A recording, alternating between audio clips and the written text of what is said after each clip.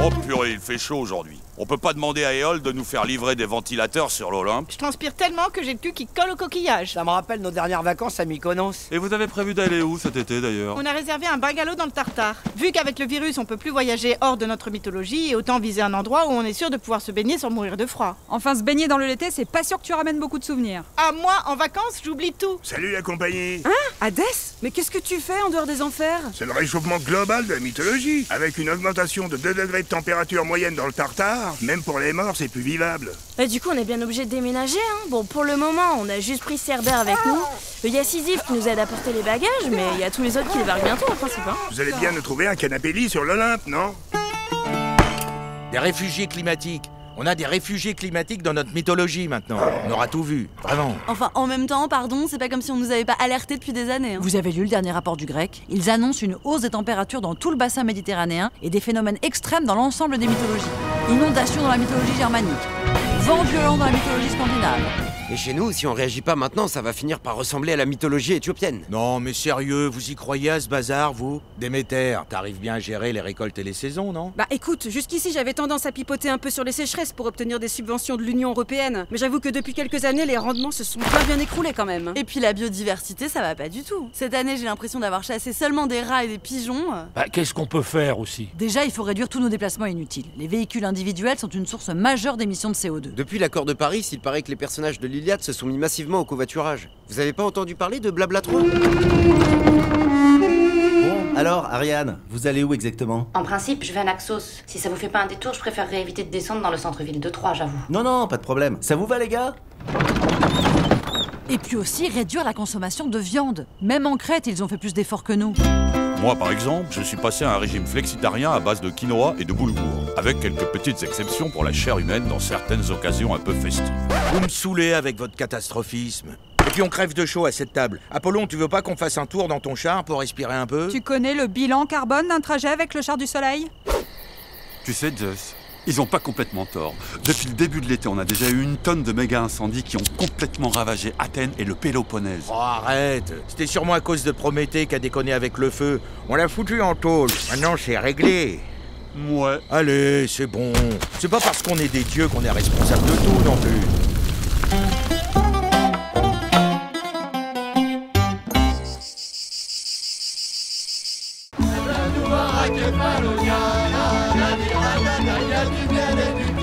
Ah, bah je suis pas fâché de les laisser gérer un peu la guerre de Troie pendant ma semaine de congé sur la côte, moi. J'adore ces buffets à volonté. Regardez-moi cette pyramide de sushi, là, même dans la mythologie japonaise, pareil qu'ils ont pas ça.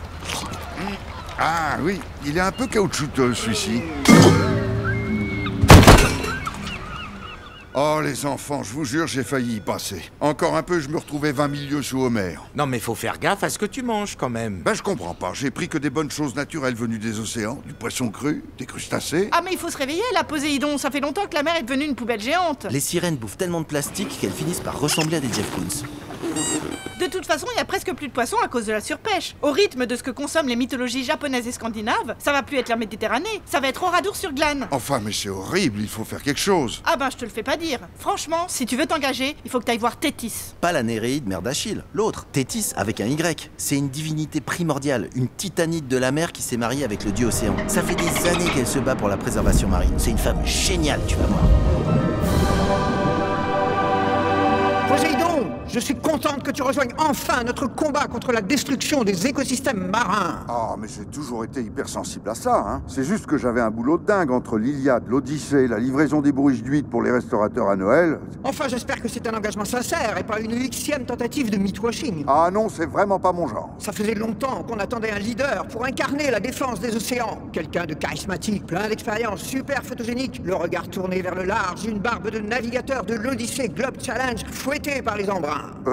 Mais du coup, je fais quoi? Il paraît que t'as un super monstre marin à disposition. Tu sais, celui que t'avais envoyé pour bouffer la princesse Andromède. Ben, on pourrait l'utiliser comme navire amiral pour sensibiliser le plus grand nombre en Méditerranée. Ah, vous parlez de la baleine Céto? Oui, enfin, en ce moment, je l'ai prêté pour la saison touristique au Marineland de Patmos, mais... Poséidon! Bon, bah c'est parti, hein. On va sauver les océans.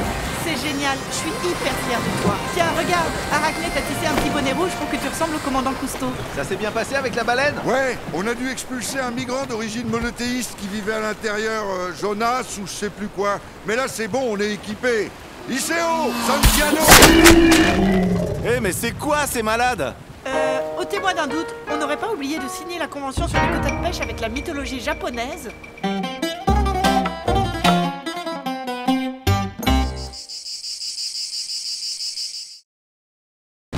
Putain, chier! Complètement timbré, hein! Merde de merde! Oula, attention! Bon bah, il y a encore Arès qui pique une crise sur l'Olympe. C'est plus le dieu de la guerre, c'est Hulk. Ta gueule! Regardez-moi ce désastre. Bon sang, mais c'est plus possible ça, Arès. Ouais, non, je sais. Je me suis un peu emporté. Aphrodite, ça va ma chérie? Tu sais, tu peux porter plainte si tu veux. Ils ont mis en place un numéro vert contre les violences conjugales dans la mythologie. Tu parles. Vu l'ambiance générale dans l'Antiquité gréco-latine, il est saturé H24 leur numéro. Non, mais vous inquiétez pas les filles, j'ai l'habitude. C'est un sanguin, quoi. Bon, Arès, toute la famille a beaucoup réfléchi et on pense que tu devrais faire quelque chose pour tes crises de colère. C'est une chose d'être le dieu de la guerre et des massacres, mais on n'est pas non plus obligé de démarrer au quart de tour et de tout casser à la moindre contrariété. Parce que la colère, ça arrive à tout le monde. Athéna a atomisé Arachné, Héra persécuté Héraclès, Poséidon a fait dévorer Andromède par les baleines géantes, et Zeus a carrément provoqué un déluge parce que Lycaon l'avait énervé. Mais là, avec toi, ça devient un peu trop systématique, tu vois. Oui, non, mais je sais, c'est con. Mais vous voyez, quand la moussaka me monte au nez, je ne sais pas, c'est plus fort que moi, en fait. C'est pour ça qu'il faut te faire aider. On t'a trouvé un super programme de anger management. Ça permet de reprendre le contrôle de ta colère avant que la colère ne prenne contrôle de toi. Écoutez, Arès, il y a des petites techniques toutes simples pour ne pas se laisser submerger par ces émotions négatives. Même en plein milieu d'un massacre de Troyens. Déjà, vous pouvez commencer par respirer par le nez. Si vous n'y arrivez toujours pas, j'ai demandé à Atlas de vous prêter sa boule anti-stress. Dites donc, j'ai l'impression que ça fonctionne. C'est vrai, c'est étrange. Ça fait un bon petit moment que tout est très très calme.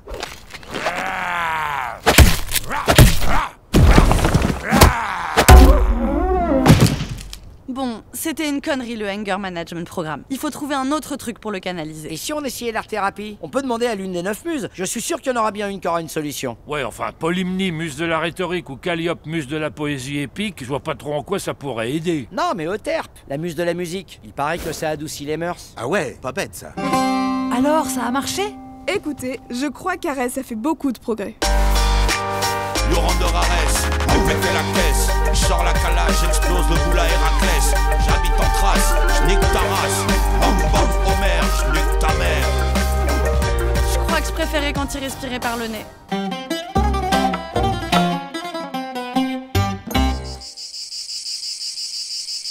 Nouveau scandale dans un EHPAD du Péloponnèse. On rapporte des actes de maltraitance à l'encontre de personnes âgées résidant du jardin. Quelle honte! Moi, parfois, quand je vois comment sont traités nos anciens, j'ai envie de renverser l'Iliade. D'accord, Héra, mais on n'est pas super exemplaire non plus, hein. Ça fait combien de temps qu'on n'est pas allé rendre visite à nos grands-parents? Poséidon a raison. Depuis l'épidémie de moussaka virus, on les a complètement laissés tomber, en vrai. Oui, bah dimanche, à la place d'aller foutre le bazar dans l'Odyssée, on a qu'à aller rendre visite à Papy Oranos et Mémé Gaïa dans leur EHPAD. Voilà. Bonjour, bienvenue à la résidence du Cosmos Argenté. Je suis sûre que vos grands-parents vont être enchantés de vous voir. C'est pas si mal ici. Alors la grande particularité de notre établissement, c'est qu'il accueille des retraités de toutes les mythologies du monde. On a des dieux primordiaux avec plein de civilisations différentes, ça permet d'avoir des échanges formidables. Avec Ymir, le géant créateur du monde dans la mythologie nordique, on a fait une soirée à bas. Madame Mangala, qui est la divinité originelle de la mythologie Bambara, nous a cuisiné du poulet yassa. Et je dois avouer que votre mamie Gaïa nous a impressionnés l'autre soir avec sa démonstration de sirtaki. Bonjour Mémé, ça va bien? Oh, mais c'est notre petit Chronos. Mais tu vieillis pas, toi?